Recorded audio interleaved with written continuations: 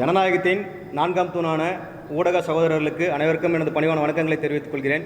என்னுடைய பெயர் தினேஷ்குமார், பாரதிய ஜனதா கட்சியின் இளைஞரணி மாநில செயலாளர். இந்த அவசரமான செய்தியாளர் சந்திப்பு எதற்காக அப்படின்னு சொன்னால், திண்டிவன நகரில் கடந்த 3 ஆண்டுகளுக்கு மேலாக பாதாள சாக்கடை திட்டம் நடைபெற்று வருது. உங்களுக்கு எல்லாருக்கும் தெரிஞ்ச விஷயம். அந்த திட்டம் மிக ஆமை வேகத்தில் செயல்படவில்லையான்னு தெரியாத சூழல் இருக்குது.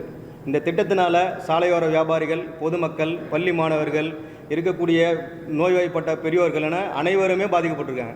இந்த பாதிக்கப்பட்ட விஷயத்துக்கு தகுந்த நடவடிக்கை எடுக்கணும்னு சொல்லிட்டு தொடர்ந்து நகராட்சிக்கிட்ட மனு கொடுத்துருந்தோம். அதனை தொடர்ந்து சாராட்சியர், அதை தொடர்ந்து ஆட்சியர்கிட்ட மனு கொடுத்துருந்தோம்.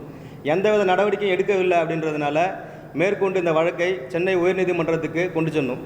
இதுக்கு முக்கியமாக இது கொண்டு செல்லுன்றதுக்கு 2 காரணம் இருந்தது. முதல்ல எந்த விதமான விஷயமும் அறியாத திரு மகாலட்சுமி என்ற பெண் இறந்தது. 2வது ஒரு வடமாநில தொழிலாளி இறந்தது. ஸோ இந்த இருவருடைய உயிரிழப்பும் இது இல்லாமல் நானுமே இந்த சாலை விபத்தில் என்னுடைய விரல் முறிந்து கிட்டத்தட்ட 40 நாள் நான் வீட்டில் இருந்தேன். ஸோ இது எல்லாமே பார்க்கும்போது இந்த திண்டிவன நகர மக்களின் குரலாக சென்னை உயர்நீதிமன்றத்தில் இது கொண்டு போய் சேர்க்கணும், நீதி அரசுகள் முன் நீதி கேட்கணுன்றதுக்காக கொண்டு போகணும். அதன் அடிப்படையில் நாம் சென்னை உயர்நீதிமன்றத்தில் தொடுத்த வழக்கின் அடிப்படையில் நீதி அரசர்கள் மாண்புமிகு சத்யநாராயண பிரசாத் அவர்களும் மாண்புமிகு லட்சுமி நாராயண் அவர்களும் 2 பேரும் இரு நீதிபதி அமர்வுகள் விசாரணை செஞ்சாங்க. இதில் அரசு தரப்பில் பல்வேறு விவாதங்கள் வைக்கப்பட்டது.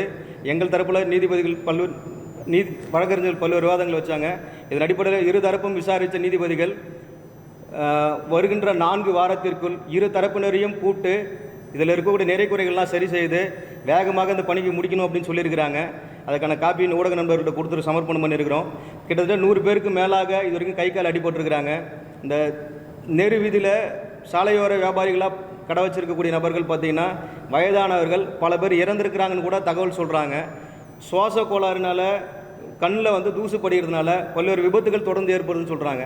ஸோ இதனால தான் இந்த வழக்கு நம்ம தொடர்ந்தும் இந்த வழக்கின் முடிவாக திண்டிவன மக்களின் குரலை மதிக்கும் விதமாக நீதி அரசர்கள் கொடுத்த அந்த தீர்ப்புக்கு மிகப்பெரிய நன்றி தெரிவித்துக் கொள்கிறேன். ஊடக நண்பரும் நன்றி தெரிவித்துக் கொள்கிறேன். நன்றி, வணக்கம்.